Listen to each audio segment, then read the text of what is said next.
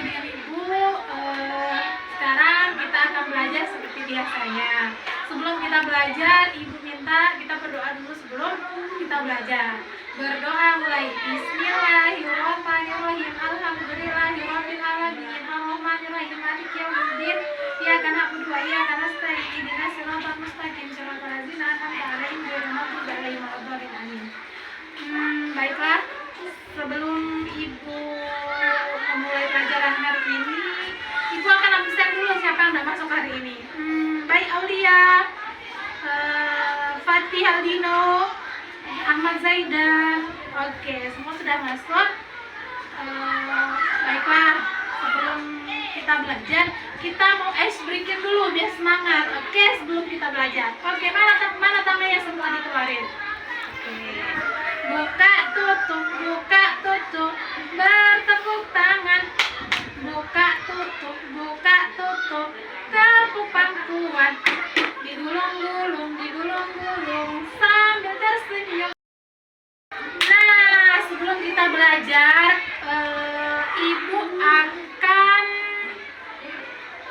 bertanya nih, siapa yang pernah melihat lingkungan yang bersih dan tidak bersih? Saya Bu Guru. Oh ya, di mana pernah melihat? Di sungai, di rumah. Di mana lagi pernah melihat lingkungan yang bersih dan tidak bersih? Di bak sampah, di tong sampah, tempat pembuangan sampah. Lalu di mana?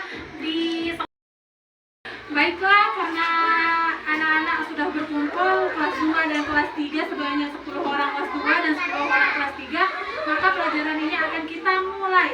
Oke, sudah siap belajar? Sudah semangat belajar? Penjelasan Ibu, baru nanti Ibu akan bagikan kalian lembar kerja.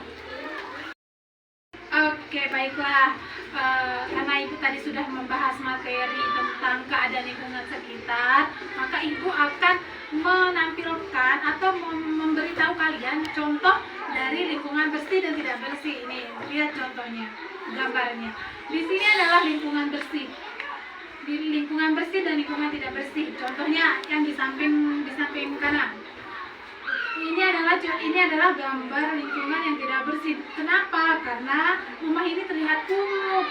Kenapa terlihat kumuh? Karena pemilik tidak pernah membersihkan rumahnya. Kemudian di samping kirinya Ibu ada gambar rumah yang bersih. Rumah yang bersih di sini karena pemiliknya selalu membersihkan rumahnya. Kenapa kita harus membersihkan rumah kita? Karena kalau kita tidak membersihkan rumah kita, otomatis banyak penyakit di sana. Kemudian di bawahnya ini ada aliran sungai yang bersih dan tidak bersih. Kalau aliran sungai kita bersih, makhluk hidup di dalamnya akan hidup dengan aman. Kemudian kalau kita tidak menjaga lingkungan kita yang tidak lingkungan sungai yang tidak bersih, otomatis akan terjadi bencana alam. Contohnya nih, banjir. Kemudian di sini adalah gambar jalan raya. Di mana gambar jalan raya ini menyebabkan polusi yang sangat tidak baik untuk kehidupan kita. Kenapa? Karena kalau kita hirup asap dari kendaraan ini, otomatis saluran pernapasan kita akan menjadi sakit. Kemudian apa cara pencegahannya? Cara pencegahannya adalah sebaiknya di jalan-jalan itu menanam tanaman untuk menghindari populasi udara yang tidak bagus. Oke, selanjutnya nanti jelaskan tadi contoh lingkungan bersih dan tidak bersih. Sekarang Ibu mau menceritakan cerita pendek tentang lingkungan.